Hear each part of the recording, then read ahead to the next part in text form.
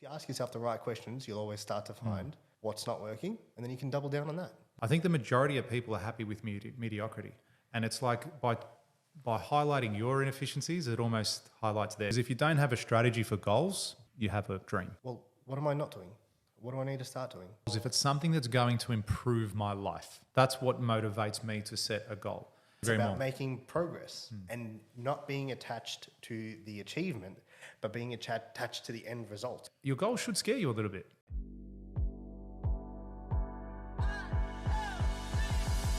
Welcome back to $1 Million Days. My name is George Passis. And I'm Robbie Chakere. We are pumped to have you here. Thank you very much for joining us, and let us entertain you, educate you, and hopefully bring some joy into your life. I think my favorite way that you've started this was tantalize your earbuds. That's right. I'm going to trademark that term. Good. Good. Well, I'm not going to tantalize today. No? No. Why not? I just want to up it each time. I've got to get the dictionary out to see what the next word's going to be. Find out what's better than tantalizing. That's right. Might be my favorite word. Cool. See, if nothing comes of this podcast, you've learned how to tantalize. That's it. Now, today's topic, you don't even know what it is. No. So that's something cool. We want this to be raw. We want this to be edgy. We want it to be authentic. I haven't even told you what we're talking about today, and you've got no idea what I'm about to drop on you. So just on that basis alone, it does give you, I think, and us, a bit of authority. Because the thing with this podcast, guys, we don't rehearse. We don't send show notes. Like, people have asked us in the past, some guests, some people, what's the intro? Do you have this? Do you have that? Like, mate, we've got nothing. But it's not about that. Some people, that's great. You can have your structure. You can have your set agenda. This is what we're going to talk about. These are the questions we're going to ask.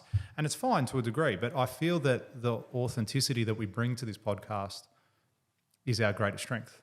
Yeah, I agree. It's really off the cuff. Like, it's completely improvised. So hit me. Hit you up. So by the time this episode comes out, there's going to be a lot of New Year's resolutions happening. All right. So what I want to talk to you and to everyone about today is goal setting. Okay, nice. Yeah. This might be just post New Year's. It could be thereabouts. Wherever it's going to land, I don't know. It depends. We can bring it forward. We can bring it later. But ultimately, I want to talk about goal setting. And it's actually has nothing to do with the fact that this is going to land around New Year's. I didn't pick it for that reason. Goal setting should be something that you do all the time and that you have a strategy for. Because if you don't have a strategy for goals, you have a dream. So how often do you set goals? I look at my goals almost daily. All right. And I actually got that from Grant Cardone. You took the words right out of my mouth. So he said, down every day. That's right. And I actually did that for the longest time, actually in his planner that I was using for a little while. Oh, does he have a planner? I'll get you. Actually, you know what? I've got one. I'm going to give it to you. Thank you. No worries. This is so worth it. Merry Christmas. And Happy New Year. So he said, like, who do you think is more likely to achieve their goals? The person that writes them down once or says it at New Year's resolutions or at their birthday or whatever, or the person that writes them morning and night 750 times a year? Who's more likely to get their goals to achieve? It's a numbers game, right? 100%. Yeah.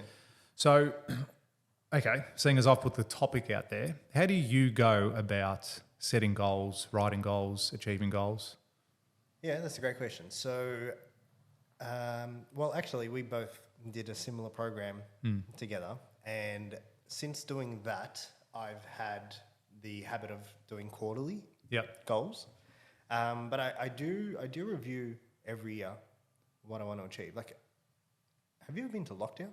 No, I haven't. Okay, you got to do that. Yeah, I'm booked in December, but I can't. One of the best goal setting programs I've ever done. Yeah, you sit down and you talk about what you want to achieve over the next sort of 12 months. And not just in business, like in all aspects of life. What you want to achieve personally, what you want to achieve for your health, what you want to achieve fun-wise. What's something you want to achieve just because you can? You know? You might want a jet ski or a motorbike or a jet or a yacht. Whatever it is, just because you can. You don't have to have... Like, because if you just focus on business goals, you'll...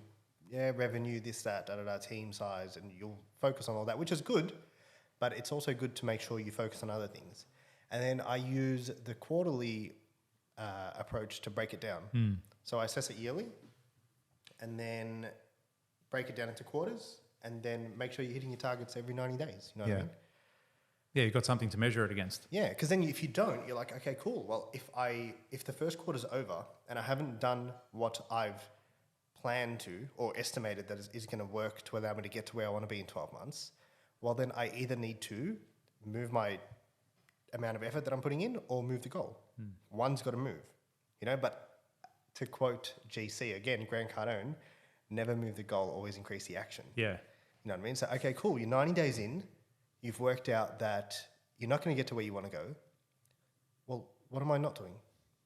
What do I need to start doing? What are the things that I'm not doing right now that if I had done them over the last 90 days, I would be where I want to be at this point? And then there's always something. If you ask yourself the right questions, you'll always start to find what's not working, and then you can double down on that. Absolutely. Yeah, I really like that approach. And I do it similar in that regard. I like to set a whole bunch of audacious goals, say at the end of each year or, the last month or whatever it might be. Yeah, that's what I do. And go, cool, Christmas. This is what I really want to do in the next 12 months. These are the things that I want to achieve. Yeah, if you wait until January to start setting your goals, you're already behind the eight ball. Yeah. And a lot of the time, some of those goals, right, I don't achieve in that year. And I don't get discouraged by that. Because say the goal is I want to read a book every week. Yep. Now that's a pretty big goal. That's something that's going to be very difficult for a lot of people, myself included. Yep.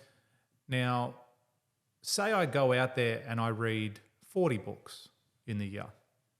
That's still 40 more books than I read the previous year. So I don't get discouraged too much by not hitting that goal. And it's like that, it is that 10x mentality where Grant says, 10x your goal or what you believe you can achieve, because even if you don't reach that $200 million revenue, you'll still get to 120, as opposed to aiming for 50 because it's within the realm of what you can do. Yeah. If you aim for 50, achieve 50, that's right. You will hit it. But then what if you aimed for 120? What if you aimed for 200 and you got 150? Yeah. So increasing that goal, like having a big, hairy, audacious goal. Right, having a big, hairy, audacious, like it makes the hair on the back of your hand stand up. Yeah. And your goals should scare you a little bit. They should be 100% agree. They should be out of your grasp. Yeah. Just there. It should be like, how am I going to do this, man? Like that almost seems out of reach. Yeah, exactly. And you said this when you came back from overseas, and we mentioned in a previous episode that you wanted to land your chopper on the super yacht, and that is a huge goal. That is nothing to be laughed at. And you'll say that to someone and be like, oh, yeah, okay, Robbie, well done, mate. But it's not, huh? That's what they all say. Exactly. They say you're not coming to my party. Well, that's it. You're not coming to the boat party. You just got off the list. Yeah. Just got off the list. Now, you even saw when you put up, sent me some photo last night of people who were commenting on TikTok on one of our videos saying that $1 million isn't a lot of money. No, I'm saying it is. No, that's what we said. Oh, yeah. And they were saying, what do you know? That's 20 grand a month. That's a shitload of money. Yeah. I'm sick of these people coming out here trying to play, play King Dick. Stop selling courses. Buy my course. And literally the next thing me and you both said was like, look, it sounds like you have a wealth creation problem. I have the course for you, only $1 a day. But it just goes to show the scarcity mindset of people. They don't believe that is achievable. And they go, that's a lot of money. Okay, all relative. Ask a billionaire if $1 million is money. That was my comment. Yeah. Ask a billionaire. He'd be like, what's $1 million? He goes, it would cost me, if I saw $1 million, if a billionaire saw $1 million across the road, it would cost him more money to walk across the road to pick up that $1 million than just to walk past. Instead of doing what he needs. Exactly. So it does come down to a mindset and how people perceive wealth in that regard. But relate that back to goals, it's the same thing there. They go, well, I could never own a Ferrari. I could never have a mansion in the most expensive suburb. I could never have the holiday house, or I could never fly first class. I can't justify spending $30,000 for a return ticket going first class when I could use that money on the actual holiday itself. Don't you think a lot of it is psychological? Like the fear of not getting the goal. Like, who cares? Isn't it the end result that matters? And this is something I love what Gary Vee says, is he loves the journey. Like, he's trying to buy the New York Jets, which is a multi-billion-dollar... Is he still doing that? Yeah, I think it's always his life goal. Like, I think that's what he's working towards. But he says, whether I get to buying the New York Jets or not is irrelevant because I love the journey. Because I love trying to get that. And if I do get it one day, then I can look back at it and go, hey, check out this whole journey. So for him, that's what he loves. He loves that whole process. So I think that's important as well, that whatever you are trying to chase, that it is in line with your core values too. So let's break it down as far as setting the goal. Yep. Okay. So first of all, you've got to establish what you actually want. Yeah. Awareness. What do you genuinely want? Having self-awareness is massive. Massive. And you can't teach that. Awareness, Yeah. I think it's very hard to teach awareness. I couldn't tell someone how to be self-aware. How would you do it? You can't. If you believe you're a basketballer and you're going to play in the NBA, but you're 150 kilos and you're 5'7", right? You're not playing in the NBA. That's a lot of weight for not that tall. That's right. But that's what I mean. You're not aware. You're not self-aware. Yes, I want to play AFL. I'm nearly 40. It's not going to happen for me. As good as I might be, as fit as I might get, I'm not going to get drafted. So what is it that you have that gives you the ability to know that? The ability for me to know that, without saying awareness. Yeah, okay. Like what is it, if you were to try and break it down, is it the ability to be like upfront with yourself about it? Yeah, like I think you do have to be yeah. honest. I think there's a huge level of honesty there with yourself to say, I genuinely can't achieve this. And it's like now we're saying, okay, the super yacht for yourself. Say you set the goal and say in 3 months, I want the super yacht. Okay. That's short period of time. It is a short period of time. You've got to come up with $20 million of disposable income, right? That you're happy to blow on a yacht. Meaning you probably, if that to happen, you probably have. It's an investment. Yeah, that's right. That's right. Goes under the company. Yeah, that's it. It's a tax write-off. Yeah. So all business purpose. Yeah. That's all it's for. It's for clients. It's to entertain. It's for the clients. That's it. It's not for me. That's right. But having that self-awareness, like you could have that goal. Maybe you'll get the chopper first. Do you know what I mean? But if you never aimed for that goal, would you have achieved it? I don't know. Highly unlikely. It is, but that's having that self-awareness. You with what you're doing right now in today's market and today's climate, even me, I will not make the money with what I'm doing today. I will not make that money to go and buy that yacht. No, if you continue on the same route. Yeah, right. Yeah. With the same level of everything I'm doing right now, something would have to change in order for me to get to that level. Yep. So definitely the honesty is something that you need to have as part of your self-awareness. And knowing your ability too. Your capability. That's right. Yeah. Your limitations is probably the best thing to say. Like we're not gonna compete against in the 100-meter sprint at the Olympics. I'm pretty quick. All right. No, but like I 100% agree with you. So knowing what you're good at and then knowing what you're bad at. Yeah. Like what are your blind spots? Yeah. What can you not do? And then how else can you get that done? You just reminded me of, I know someone who says they'll be like, yeah, I'm going to do this and watch, I'm going to kill it. Da, da, da. And then you're like, oh yeah, cool. Like go, like, yeah. And the way they speak is ridiculously confident. Yeah. And you think, they must be good. Like they must be really good.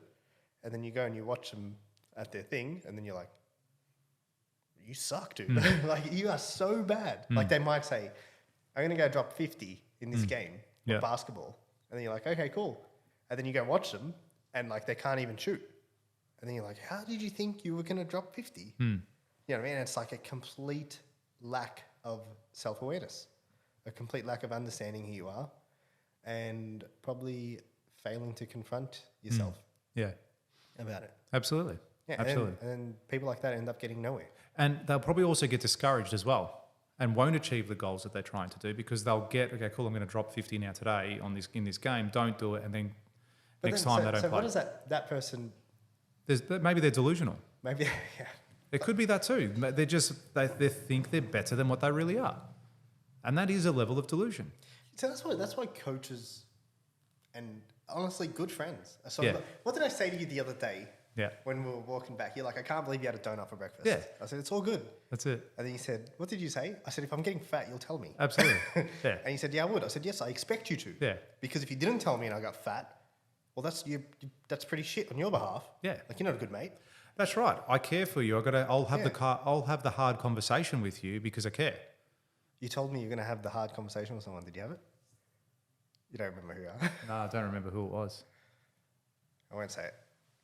I'll say it after the pod. Okay. Just can't remember. Just in case. I have so many conversations throughout the day.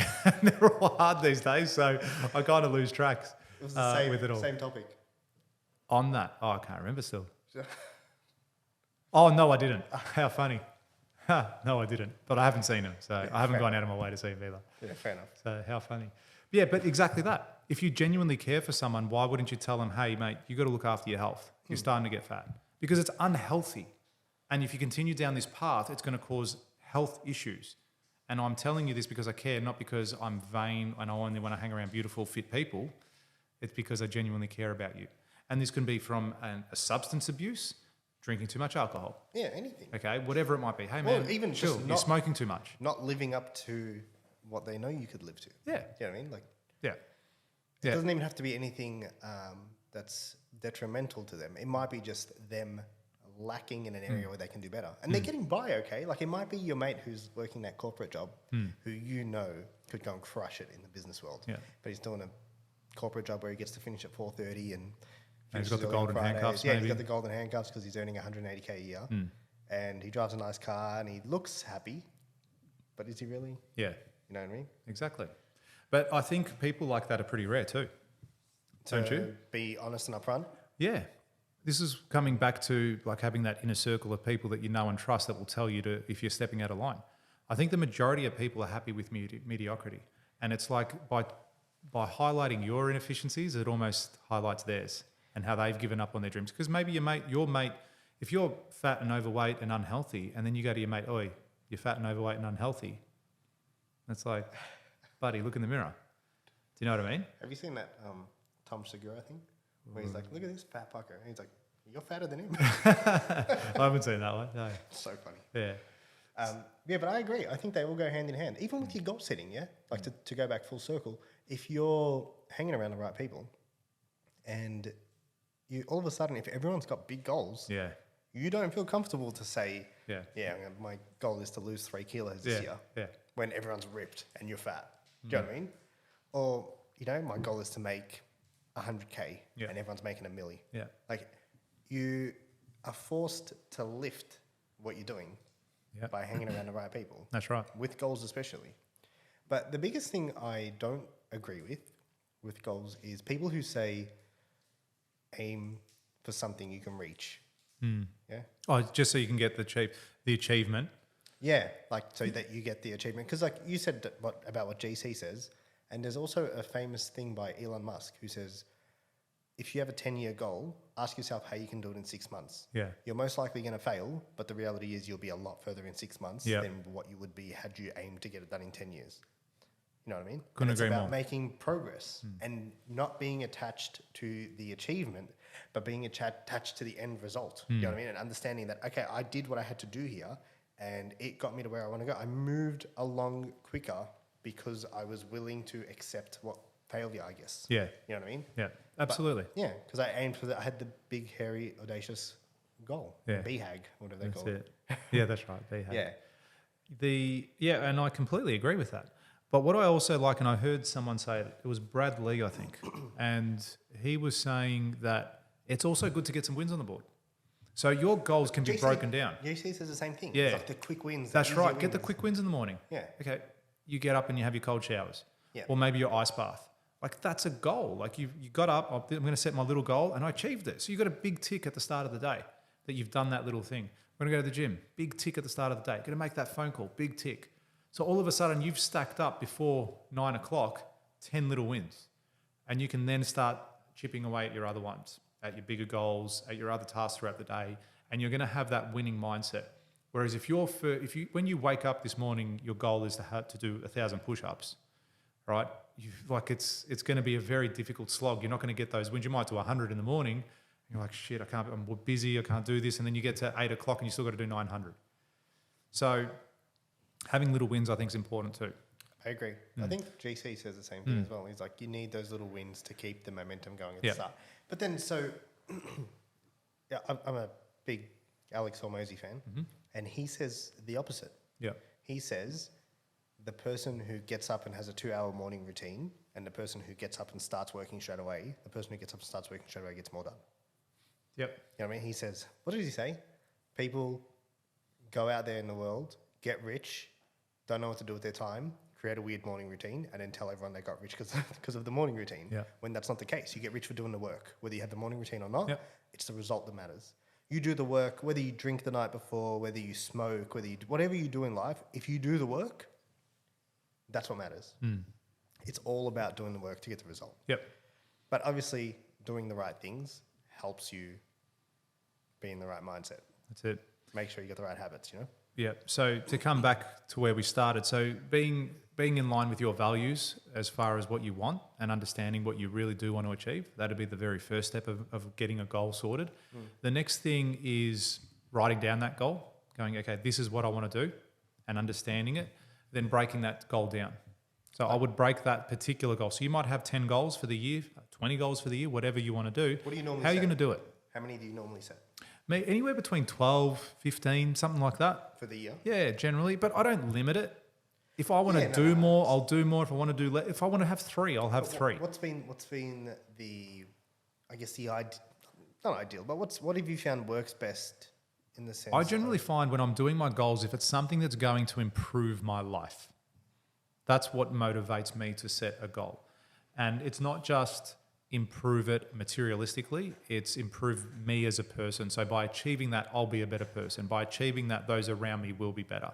So that's how I tend to write my goals, because it aligns with my values of who I am as a person. And like I'm massive now on having a young family, a wife, that a lot of the things that I want to achieve has a flow-on effect with them. Like me even putting the goal down of reading 1 book a month, let's say. And, you know, for me, that's a lot. For a lot of other people, it's nothing. They do that in a weekend. But for me, 1 book a month I was fine with. Now, by me reading those goals and picking up little things here and there, whether they're self-development, whether they're business, whether they're fictional, whatever it is, I will be a better person as a result of reading those books, which has a flow-on effect with everyone around me, my family, my friends, my business, everyone. Then there's other goals, say financial ones. Okay, I want to make this much money by this time. I want to buy this by this time. And that can also have that flow-on effect, because the more money that I make, the more change that I can affect within my society, within my business, within my family. Other goals might be just personal development ones. Other goals might be things that involve other people. So for example, with my wife, now recently we've gone, cool, we don't spend enough time together, as in me and my wife. When I say that, I see her every moment of every day, except during business hours. But when you get home, the trap that people fall into, especially, you know, business owners, is you'll come home, hey honey, how are you? How was the day? How are the kids? What'd you get up to? Okay, dinner, bath, bed. And that's Groundhog Day for the years to come, because that's what you guys are doing. You're just in and out, you're doing your part. The focus is on the kids. The focus is on, it is on the kids, but it's almost like it becomes a little bit mundane. These are the things we have to do. You know, I have to come home, she has to cook dinner, I have to get the kids ready for bath, and so on and so forth. So it's like you're just ticking the boxes of what you have to do. It's like a checklist for that night.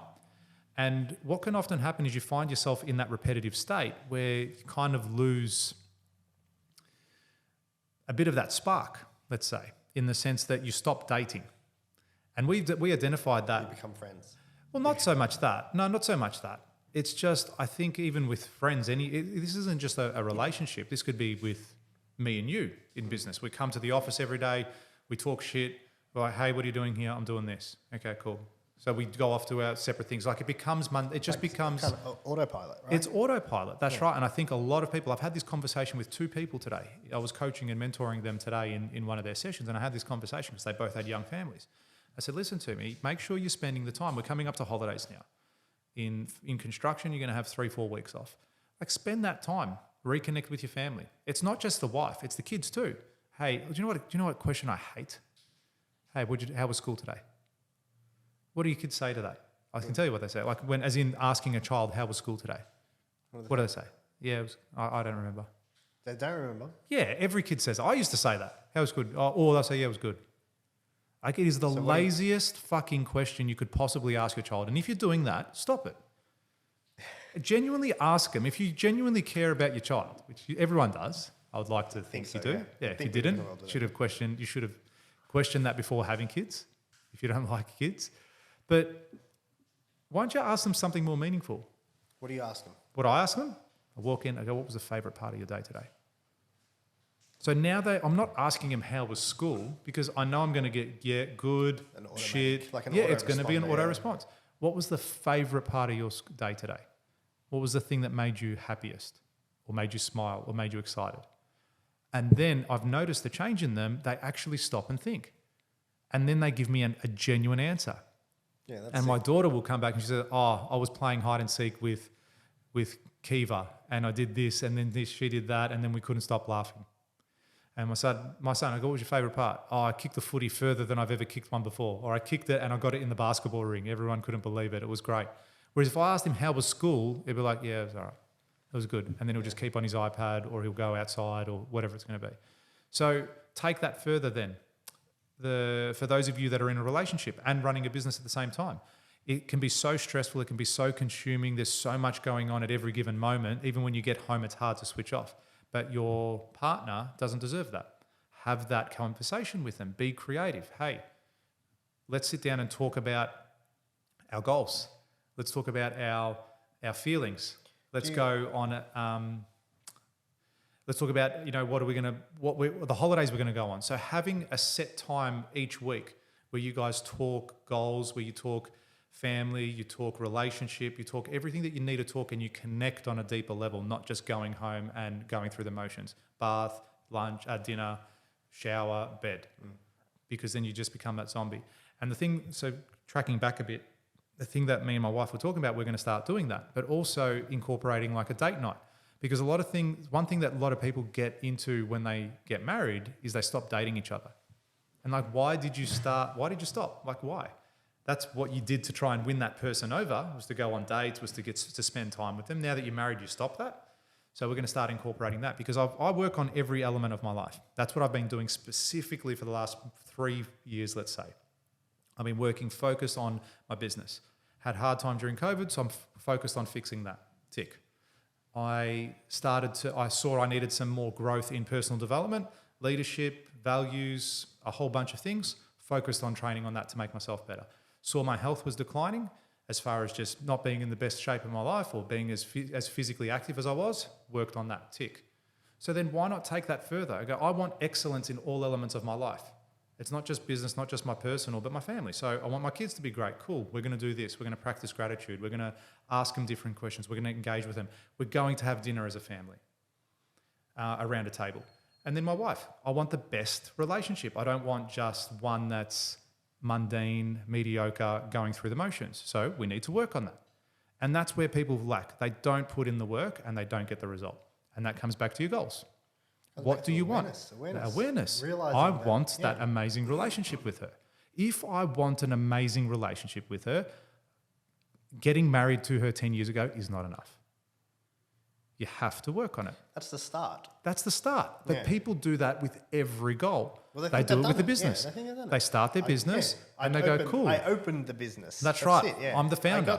I got the job. That's it. You know what I mean? I finished uni. And it's like, this is the start. That's right. And I had some clients, again, they came to me when we were started with their coaching and mentoring in the program, and they're like, George, we've been doing this for 10 years. We're really good builders. We know what we're doing. We've delivered some amazing projects. He goes, I just got nothing to show for it.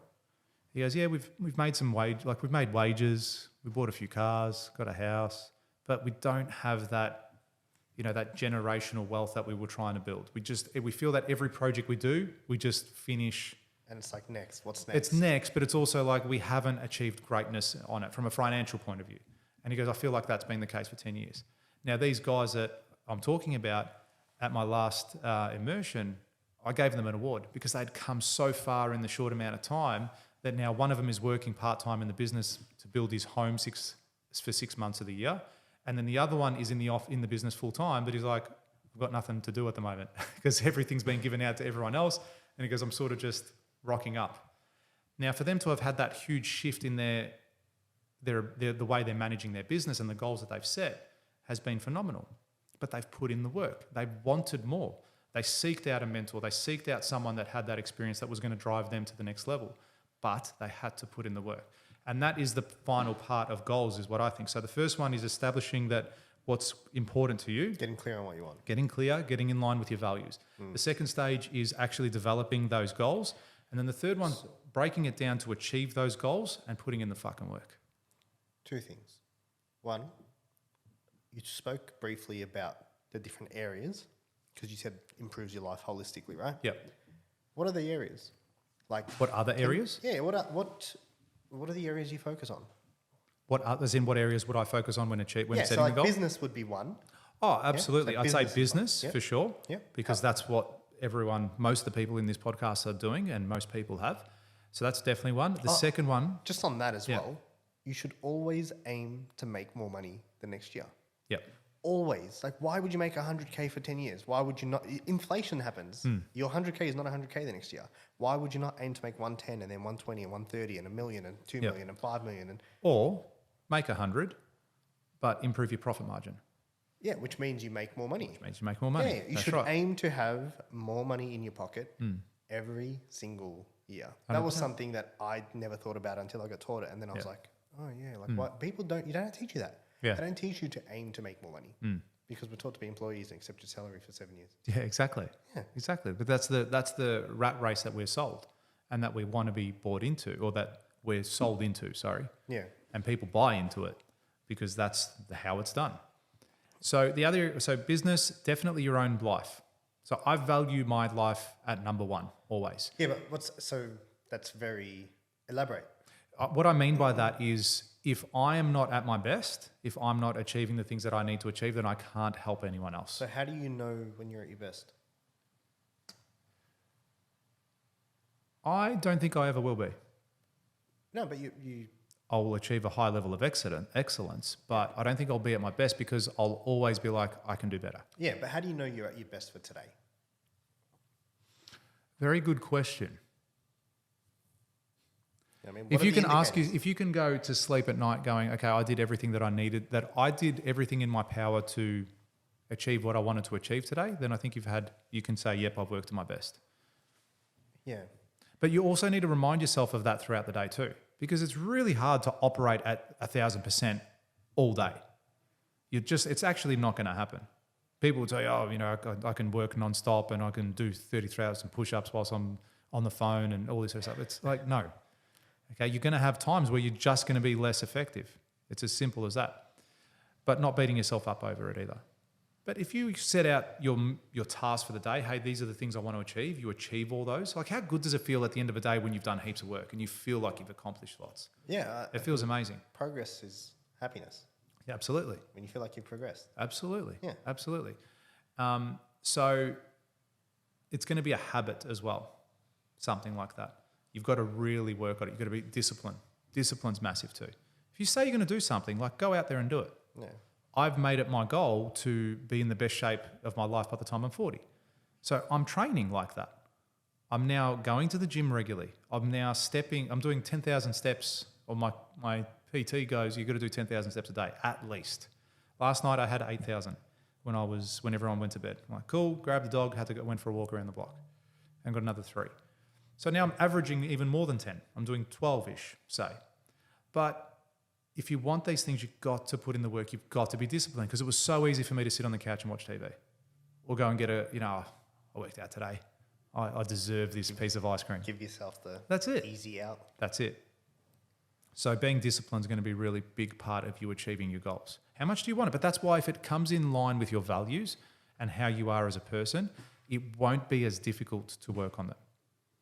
It won't be as difficult. You may even enjoy the process. So putting in the work, that's what I would do. And as it's going to be relevant for everyone, they're going to be putting in New Year's resolutions.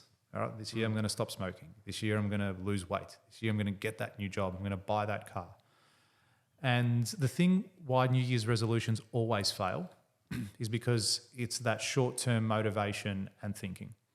And when they don't achieve the initial win straight away, they don't put in that effort, Because we've just told you a 4-step guide onto how to achieve goals. How do you do New Year's resolutions? What's your New Year's resolution? Oh, I want to quit smoking. But you haven't said, okay, well, why do you want to quit smoking? Why? It's cool. Connect the dots. That's it. Yeah. You're cool. Like smoking is cool. And it is. Smoking is cool. Yeah. I think so. Absolutely. If smoking was healthy, I'd smoke. I fucking hate ciggies. Yeah? Oh, me too. I've never smoked. Ever. Oh, I used to smoke. Oh, did you really? Yeah. Learn something new every day. I hate it so much. If someone gets in my car and they smell like an ashtray, I get upset. Get out. Yeah. They're like, what Put the are you window doing? down. Get your life together. That's it. And my, I'm the same. I've never smoked. I've tried it before and didn't like it at all.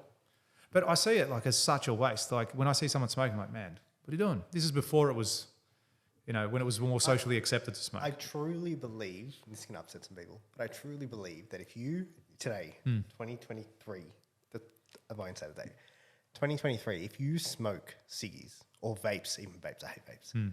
If you smoke ciggies and vapes, you are lacking awareness. You're not awake. Yep. You know what I mean? You have not connected the dots between what you're doing and the impact that it's having on you. Yep. You're like, you get one body.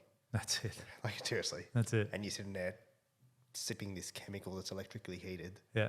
That is nothing. And then you puff out a cloud of smoke. Yeah. And you're like, yeah, this is cool. And you're like, Warren Buffett said this quote as well, which I loved. And it was, if you had one car to pick, and that car is the car you're going to have for the rest of your life. Think about it.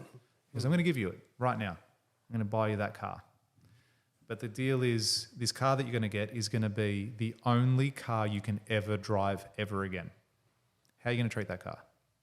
Yeah, I'm going to see. Like, look after it. You're going to look after it. You're going to service it. Good fuel in it. Change it. Exactly. Exactly right. Yet all of us get one body. One vehicle. That's it. You got one vehicle and you're not taking care of it.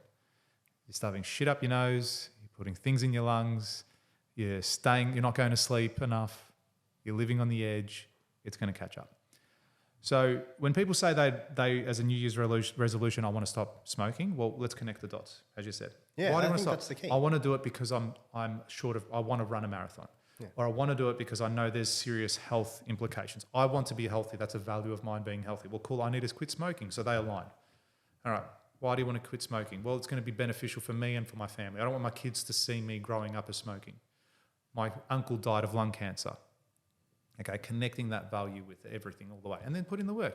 Okay, how are you going to do it? I'm going to start with patches. Even go one deeper. People will always do more to avoid pain than to gain pleasure. Yeah? And go one deeper than that and go like, so how would you feel tomorrow if one of your kids got lung cancer because they were passive smoking from you? Yeah. And let them sit in that for a bit. Like, really, how would you feel? Like, you go to the hospital tomorrow because something's wrong with your kid and you take him in and you find that out and it's all your fault. Yeah. How do you feel? And let them sit in and let them really soak in that. Yeah. Because when they make that connection, like on that level of emotion, which no parent would ever want to get that news, ever. Yep. And you wouldn't wish that upon your worst enemy. Yep. And let them soak in that and then they'll stop. You know what I mean? Then they'll be like, yeah, you know what, like that in itself, like just really going into, but people are too scared to go into that mentally.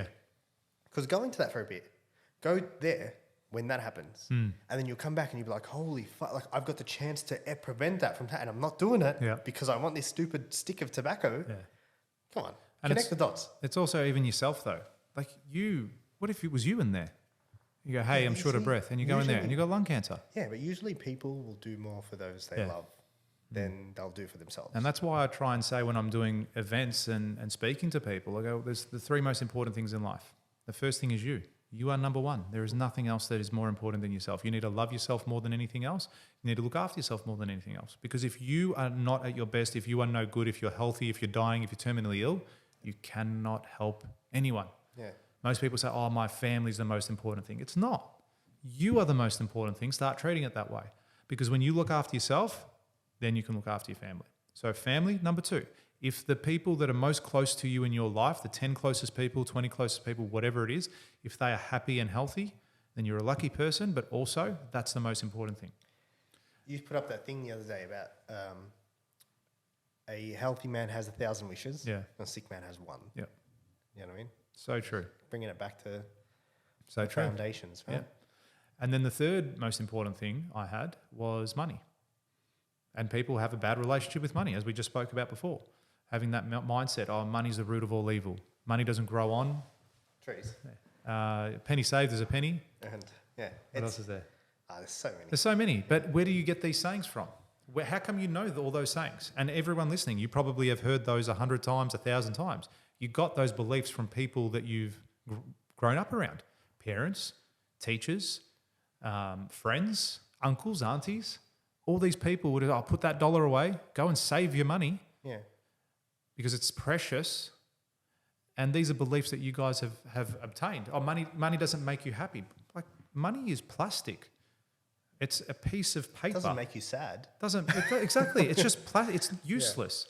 Yeah. It is a useless material until you use it. Yeah, no one says that though. Yeah. No one ever says money doesn't make you sad. They all just say money doesn't make you happy. Yeah, that's it. You know what I mean? That's right. That's so good. And Grant Cardone says, the rich in the world have done a great job of convincing the poor people that money doesn't make you happy. Yeah, yeah, exactly. You know what I mean? It's like, no, you don't want this. Yeah. Stay there. This is, this is fine. We'll take care of this. You guys go be poor. Go be happy over there without it.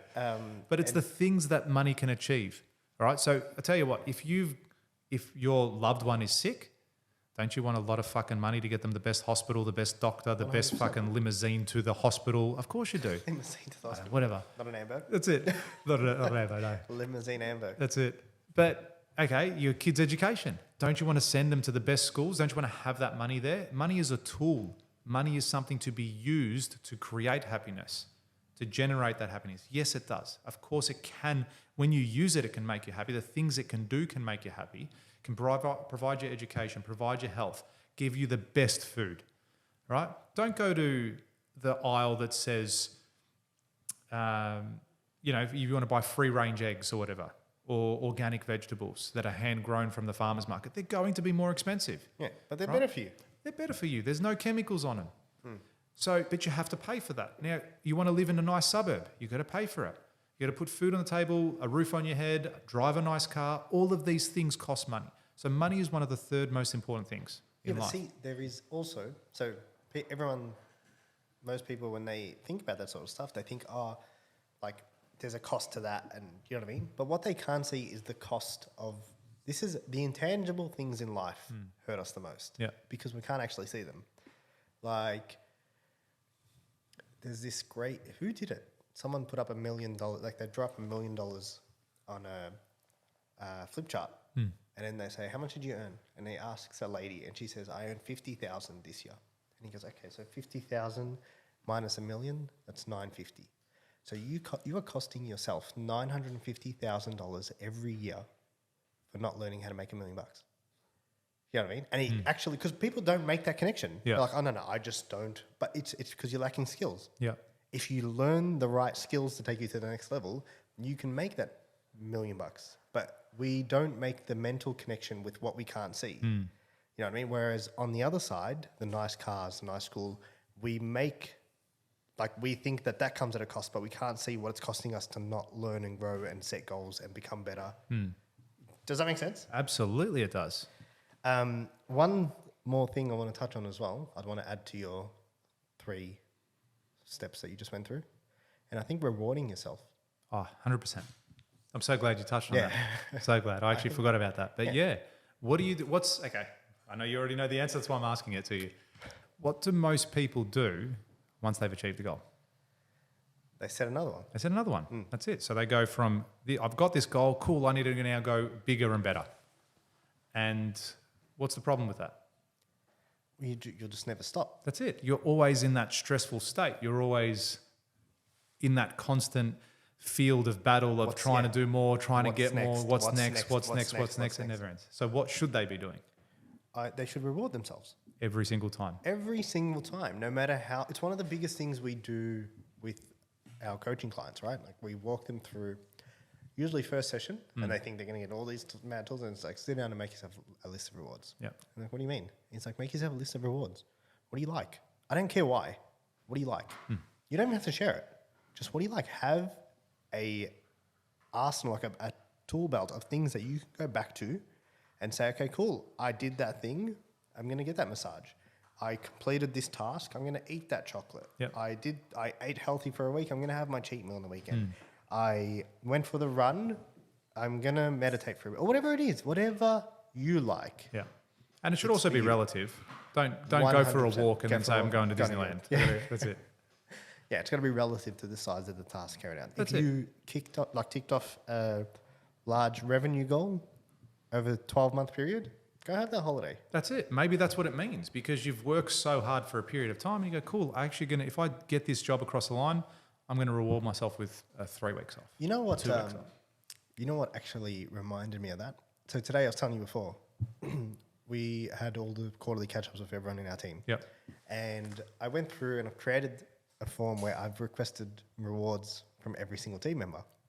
And they were all like, oh, that was actually harder than I thought. And I was like, yeah, because people don't reward themselves. You know what I mean? And it's like, reward the good, you'll make the unconscious connection. You know what I mean? If you consciously reward it, if you do good and it's how they train dogs. Do you know what I mean? The dog does well, here's a treat. Here, boy. You know, it's the exact same methodology. You're just doing it with humans, and you're not giving them dog food. You're giving them a massage or something. You might run that past the employees. Yeah, just make sure. Call HR. Tom, call HR.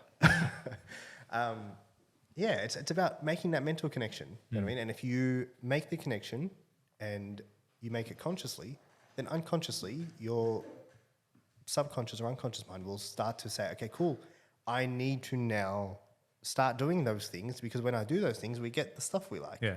And it also gives you a chance to rest and recover before you go again for the next one. Yeah. You know, you get that chance to reward yourself, then rest and recover, now go again. So you'll be more likely to achieve that next goal. Yeah, you recharge. That's it. You're ready to go. You come back as I said, it only has to be small. It could be buying yourself a book. I often set that as one of my goals, as one of my rewards. When I achieve something, I go, cool, I'm going to go buy this book now. And I get to read that. That's something that'll improve my life. That'll make me better. You know what baffles me? That people don't buy books. You know, anytime someone I respect tells me about a book, and I'm like, well, that sounds all right. I'll buy it on the spot. I think you did that this weekend. Every did you buy the single next time. The next 5 moves? Did you buy that? I bought that, yeah. I bought that as well. Are you reading it? I haven't started. No, I've got another book I'm reading now. I was going to read it after. I actually bought it on Audible. I'm about did you? 2.5 hours in, yeah. I see. I actually like to read and listen. I won't listen on its own. What do you do in the car? Podcasts. Oh, really? Yeah. Okay. Most of the time I'll listen to a podcast. Obviously this one. Yeah, clearly this on one. repeat. Sure. So, so if you guys all go on our podcast episodes and see it's been downloaded 4,000 times, all us. you know why. 2,000 each. 2,000 each. Hey, just on that, guys, and to all our Philippine listeners right there, thanks for making us in the top 30 podcast in business and entrepreneurship. We're in the top 30, bro. Well done. In Philippines. In top 60 in Australia. Top 60 podcast in Australia. Good. Guys, pretty keep good. going. Yeah. Keep going. Share with all your friends. Keep it coming. How good. I was going to say something, Nev. You made me forget now. What were we talking about? I don't know. Just the world's best podcast. That's it. Yeah, but I do audiobooks. So The reading. what I'm That's saying. right. Yeah. It baffles me that people don't buy. Like, only if you want to read it. Don't get me wrong. If you don't want to read it, don't buy it. Yeah, if it doesn't align with what you're about. Like if someone says to me, oh, the Harry Potter book is the best book ever, Yeah. I'm not that much inclined to go, okay, cool, I'm going to go buy Harry Potter. I'm sure it is a great book and a great read, but it doesn't really interest me. Who's your favourite Harry Potter character? Malfoy. Is that even a name? I think so. God. Is that the... Yes, it is. It's the blonde head. It's the blonde head kid, isn't it? Yeah. He goes, Potter. That's how he says. What are you doing, Potter? I've never watched it. I'm surprised. Why? For a movie buff like you. Yeah, me. Big movie fan. My sister loves Harry Potter. I was hoping you were going to say She Gandalf. is Gandalf. Like you always do that with Dwayne. Oh, that's it. My sister loves Harry Potter, actually. So anytime I see a meme or something like that for Harry Potter, I just send it to her. I don't know the reference, Keeps but you in the loop. yeah, You're like, haha, look at this. yeah, that's it. That's funny as. But yeah, it baffles me that people don't do it. Like it is. It's so, because only if you reading. like it. So how many people read though? Do you think a lot of people read? No, but for those who do. Yeah, for those who do. But I'm saying I reckon the vast majority of people, even though for those that do, I reckon the vast majority of people, reading is difficult. It's like I've got to take the 10, 20, an hour to read for that period of time. Most people don't do it. You know what though? If I didn't have to read, I wouldn't. When you say have to, why do you have to? Because it's going to allow me to get what I want. That's right. It aligns with your goals. Yeah. That's it. But what I'm saying is, like, if they found another way or a way where, or press a button and it downloads all the information There today was like into your a brain. thing, like, you take a tablet. take this pill and you're going to gain all the knowledge from this book. I would take the pill every single time. Yeah. I don't enjoy the process of reading. I enjoy the outcome I get from it. Yeah. Absolutely. So remember, that's where discipline comes in. And that's, again, coming in with the goals, right? Enjoying the process. Enjoy the process. It's part of the goal. The process is part of the goal. You need to enjoy that too. Don't you think there's times where you don't have to hate the process, like you can, but don't you think there's times where it's going to be a slog? I think it has to be as well, because if it was easy to make $1 million, everyone would do it. If it was easy to drive, if it was easy to buy a Ferrari, like imagine this, imagine everyone had a Ferrari. Like, would you, like you go down the street, there's 200 red cars parked there. It's going to lose all meaning. Yeah. Do you know what is a perfect example? This. I'm holding up a glass of clean water. And we have such easy access to clean water that we forget how good it is. Yeah. You know what I mean? But there's people in third world countries right now that don't even have clean drinking water. Yeah. Or they have to walk 10 Ks to get a bucket. Yeah, and carry it back to the village. And walk it all the way back every single day to have some level of drinking water. Yeah. And then we go to a tap. We don't even drink tap water now. You got to be filtered now. Yeah. You know what I mean? And it's like, because it's so easily accessible, we tend to forget how valuable it actually is. Such a perfect example. Such a perfect example. So what would your advice be now for coming into New Year's? People have some things that they want to achieve. What's the first thing that they really need to be doing with their goals? Yeah, you got to schedule time out. Good. Yeah. Excellent. That's where I was going with that. Perfect. Yeah, so that's good because you do. You got to block time out. You have to. And it's not something you're going to do whilst you're half cut at the pub on New Year's Eve. Screaming right out. on the back. Yeah. I'm going to do this. That's it. Can't wait this year. I'm going to stop smoking. I'm going to do whatever I'm going to do. You have to schedule time. Wake up New Year's Day. And the first thing you do for the day, if this is something serious that you want to achieve, time block an hour and go, this is what I'm doing. Write them down.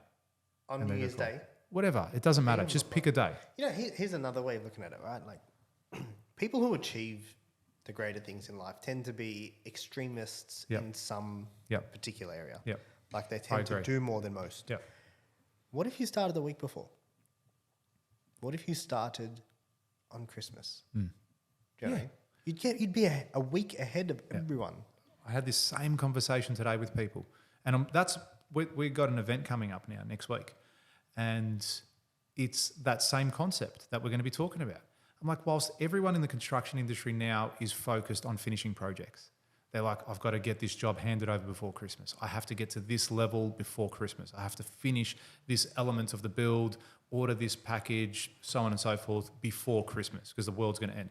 That's your greatest opportunity to get a jump on the competition and win new work. Yeah. Every single year, I've secured new projects in the final weeks of the year. I tell people all the time, there is never going to be a great time. Yeah. Like you're never going to have enough. The whole world's not going to stop and give you the gap that you want to be able to do the things that you think matter. Yeah. You need to make them fit now. You know what I mean? You're not going to get less busy. Yeah. And by the time you do get less busy, you're probably going to be 70. You know what I mean? You're not going to get less busy I can say I'm not going to get less busy in the next decade. Oh, no chance. No chance. You know what I mean? Like there's no chance in the world I'm going to be less busy next year than I am this year. Well, like even think about this podcast now, right? This is half a day that we take out of our schedule on a weekly basis to create this content and to deliver this. And for really the payoff from a financial point of view, it's detrimental to us at the moment. Do you know what I mean? It's taking us away from what we're doing. But long term, this could be life-changing. This could get us the super yacht. Do you know what I mean? Elon comes across this, says, hey, boys, I want to sponsor you. What do you want? Super yacht. Done. How good would that be? But it's the opportunity, like that you got to put in the work, you got to put in the effort. If it's a goal, like our goal is not only to help people to get more reach. And by doing so, it opens up doors. It opens up possibilities, opportunities that could generate wealth. You know what I actually really like about this? What? It allows you to process your thoughts. Mm-hmm. Like just then, I didn't know we were going to talk about goal setting. And then I just shared what was on my mind. See, like 100%. And the reason I like that so much too is it also establishes you as an authority. Okay, because I've just told, imagine if someone on the street came up to you and said, hey, can you help me out with my goals? Like, you can do that. Yeah. You have the ability to do that. Thanks. No, you're welcome. That was a compliment. Yeah. Because you're an expert in that field. You've done the hours. Yeah. And that's why I have imagine if I came in and go, fuck, I'm going to talk about physics. That's what this topic's like. You're going to sit there. Bombs. You're going to smash that too? Yeah, sweet. But you're going to sit there going, oh, look, I don't know. What I watched Interstellar. Does that count? Yeah. Like you don't know about the topic. But in this instance, I knew you would. I knew you'd be able to create some great value in that space. And that's what I love about this too. Is, people, I'm so big on practicing what you preach. Yeah. So big on that. And I think that people that don't do that are often just talking shit or just trying to take your money or trying to sell you a course, as some people thought we were trying to do. But it's not about that at all. I also think those people get exposed.